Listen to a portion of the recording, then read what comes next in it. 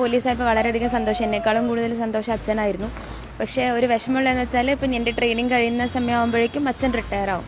അപ്പം അച്ഛൻ്റെ കൂടെ വർക്ക് ചെയ്യാൻ പറ്റിയിരുന്നെങ്കിൽ വളരെ സന്തോഷമായേനെ. ഔദ്യോഗികമായ ജോലിക്കിടയിൽ ഒരു സല്യൂട്ട് കൊടുക്കാനുള്ള അവസരം ഉണ്ടായിട്ടില്ല. അല്ലാതെ ഞങ്ങൾ എന്താ പറയുക, തീർച്ചയായിട്ടും കാണുമ്പോൾ ഒരു തമാശക്കെങ്കിലും ഒരു സല്യൂട്ട് കൊടുക്കും.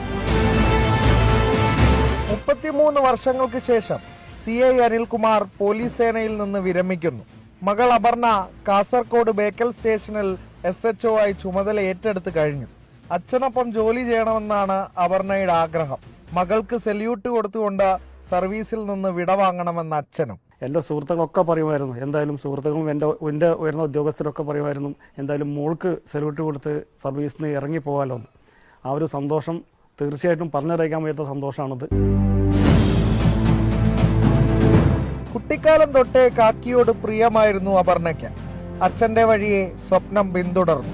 പഠിച്ചതെല്ലാം MSP സ്കൂളിലാണ്. അപ്പം MSP സ്കൂൾ എന്ന് പറഞ്ഞാൽ തന്നെ നമ്മൾ പോലീസിന്റെ സ്കൂളാണല്ലോ. അപ്പം ഞാൻ വളർന്നതെല്ലാം പോലീസുകാരുടെ ഇടയിലാണ് ചുറ്റും. അച്ഛനും ഇതുപോലെ പോലീസ് ആയതുകൊണ്ട് തന്നെ ചെറുപ്പം മുതലേ പോലീസ് ആവണം, അല്ലെങ്കിൽ പോലീസുകാരോടൊക്കെ ഒരു ബഹുമാനവും ഇഷ്ടമൊക്കെ ഉണ്ടായിരുന്നു.